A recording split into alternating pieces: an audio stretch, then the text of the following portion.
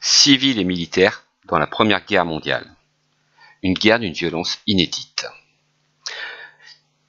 En 1914, les États espèrent une guerre courte, mais après les grands assauts, les hommes s'enterrent dans les tranchées. C'est le début d'une guerre de position qui va durer quasiment jusqu'à la fin du conflit.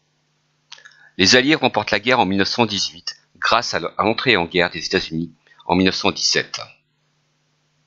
En tout, 70 millions d'hommes mobilisés dans le monde se sont battus principalement en Europe. La guerre a fait plus de 9 millions de morts et énormément de pertes matérielles. Les destructions ont été très importantes. Des armes de plus en plus meurtrières font leur apparition, des obus, des grenades, des gaz, qui vont décimer des bataillons entiers, vont faire leur apparition. Les batailles de Verdun et de la Somme sont les symboles de cette violence de masse, qui décime des milliers d'hommes pour quelques heures. Les soldats survivent dans des milieux particulièrement hostiles, ravagés par les bombardements, submergés par la boue, les rats, les poux, la pluie et l'ennui. La Première Guerre mondiale est une guerre totale. La population doit faire un effort de guerre. Alors que le conflit s'enlise, chaque État dirige son économie dans un effort massif. On se dirige dans la production d'armements, on va faire des emprunts de guerre, les femmes et les travailleurs des colonies sont mobilisés dans l'industrie. On les appellera d'ailleurs les femmes les munitionnettes. Et on fait des emprunts auprès de la population ou auprès des États-Unis. On parle aussi d'une guerre psychologique. Afin de lutter contre le défaitisme, les lettres des soldats sont surveillées, la presse est censurée, la propagande est intense pour motiver vers la victoire. En 1917, suite à l'échec de l'offensive de Chemin des Dames, des régiments refusent de se lancer dans des assauts désespérés. On parle de mutinerie, de grève, de revendications. Celles-ci seront réprimées sévèrement et des soldats seront fusillés.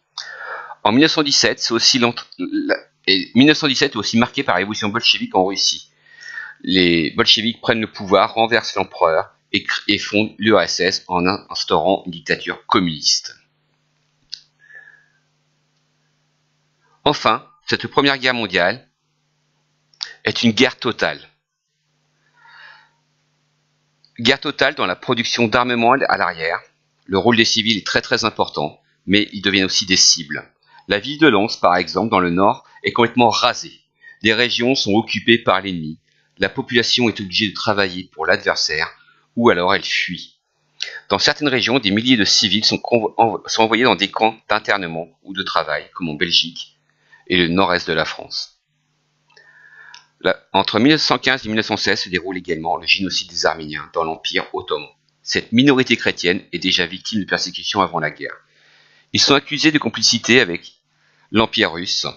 Plus d'1 million d'Arméniens seront déportés, internés et envoyés à la mort dans des camps de concentration.